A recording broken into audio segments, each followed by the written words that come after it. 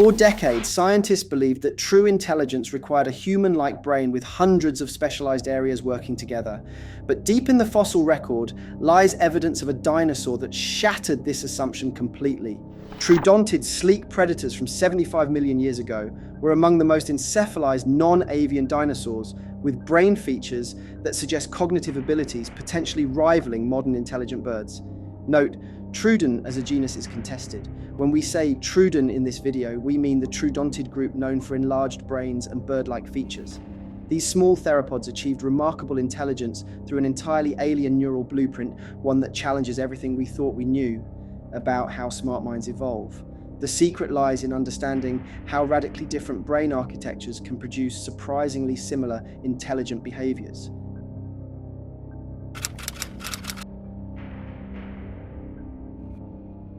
Watch a crow drop a walnut into traffic, wait for cars to crack it open, then retrieve the meat during a red light. This bird just executed a 4-step plan using tools it doesn't control, yet its brain weighs less than a quarter. The walnut-sized organ driving this complex behavior looks nothing like the layered cortex that creates human intelligence. This presents one of biology's most fascinating mysteries. How can such different brain structures produce similarly sophisticated thinking?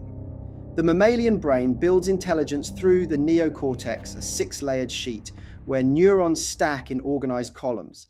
Each layer processes specific types of information before passing it up or down the hierarchy. Birds evolved a different paleo plan, organizing discrete nuclear regions and stacked slabs that perform layer-equivalent computations.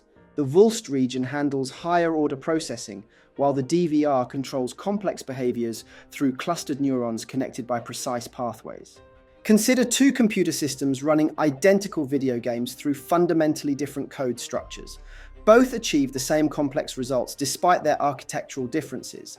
Corvids and parrots demonstrate problem-solving and planning that rival many mammals, making this possible without a single cortical column.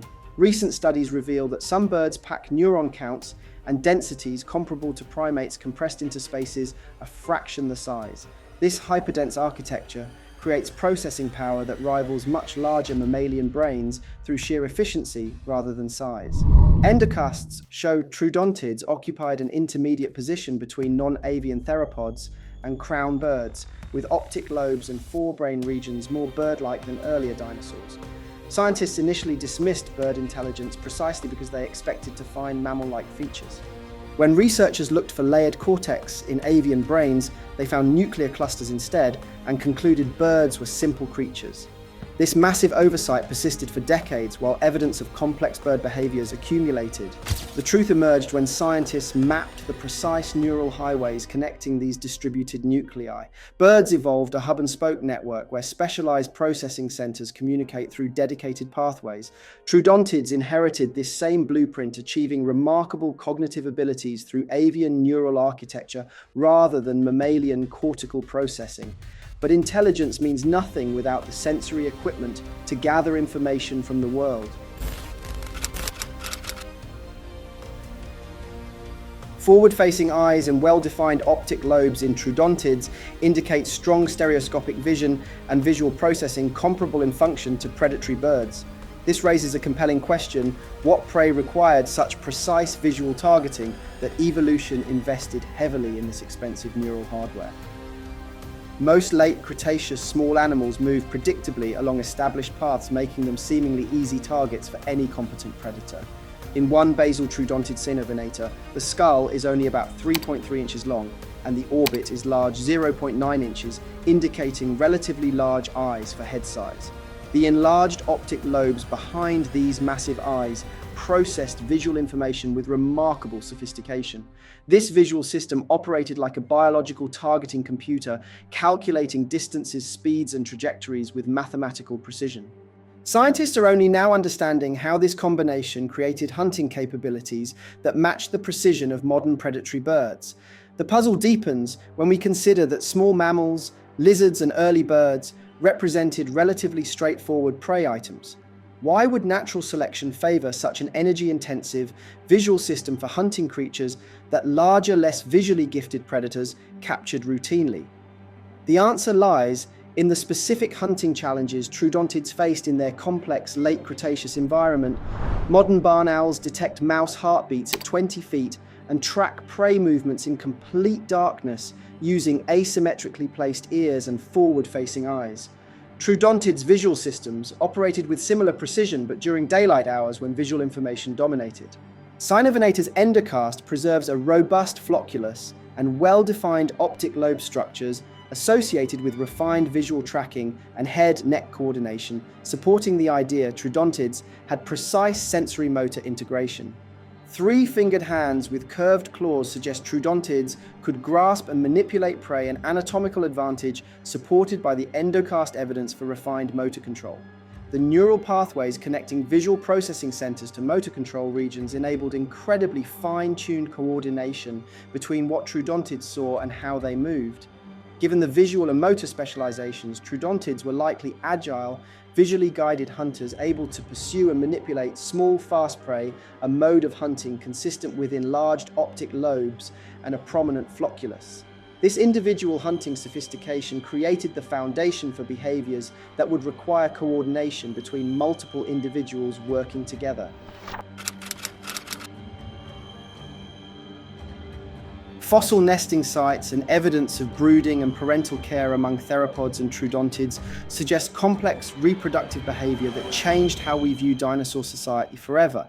These weren't random clusters, but planned communities where multiple families coordinated their reproductive efforts. The implications were staggering. Creatures we assumed were solitary hunters had developed complex social systems rivaling modern bird colonies. CT endocasts show expansions in regions that in living birds correlate with sensory integration and social communicative functions. The same neural architecture that allows ravens to gossip about food sources and coordinate group activities existed in these ancient theropods. This is suggestive of social capacities in Troodontids, though not definitive proof of identical behaviors. Modern crow societies provide the answer through social amplification of individual intelligence. A single crow might struggle to crack open a tough nut, but a murder of crows can teach younger members share information about food sources and coordinate complex group hunts that no individual could accomplish alone. Each crow contributes its specialized knowledge, creating collective problem-solving abilities that exceed the sum of individual capabilities. This is a plausible model for Troodontid colonies given the nesting and trackway evidence.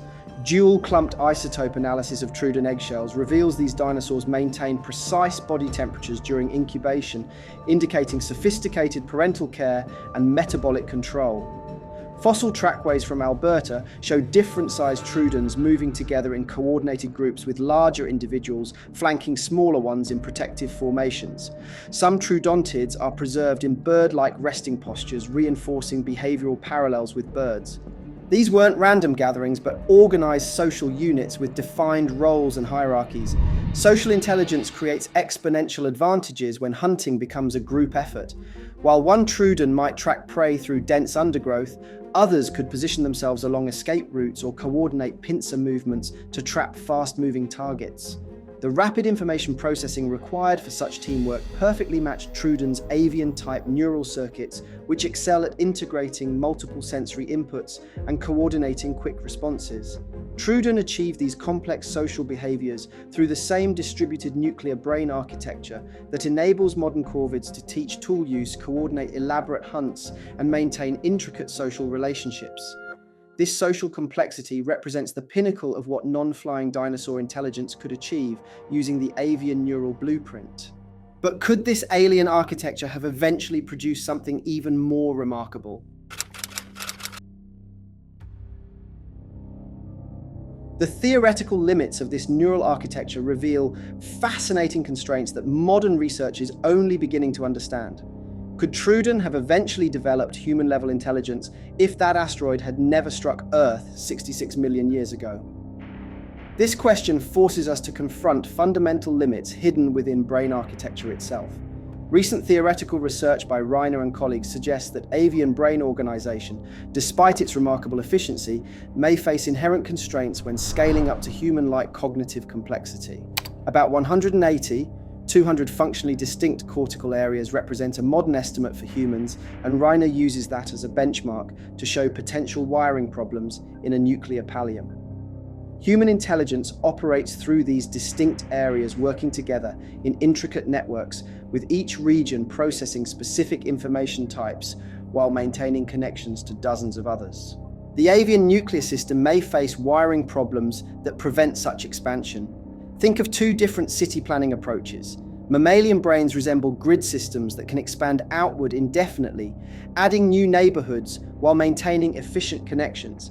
Avian brains operate like hub-and-spoke networks, incredibly efficient for their current size, but potentially vulnerable to traffic jams as distances between processing centers increase.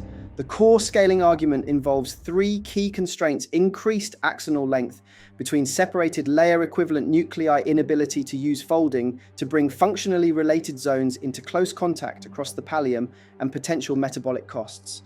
As avian brains scale up, the 3D nuclear organization creates distance problems that may slow processing speeds dramatically. However, some researchers argue telencephalic neuron counts in large theropods might approach non-simian primates, suggesting the jury is still out on absolute limits of avian-style brains.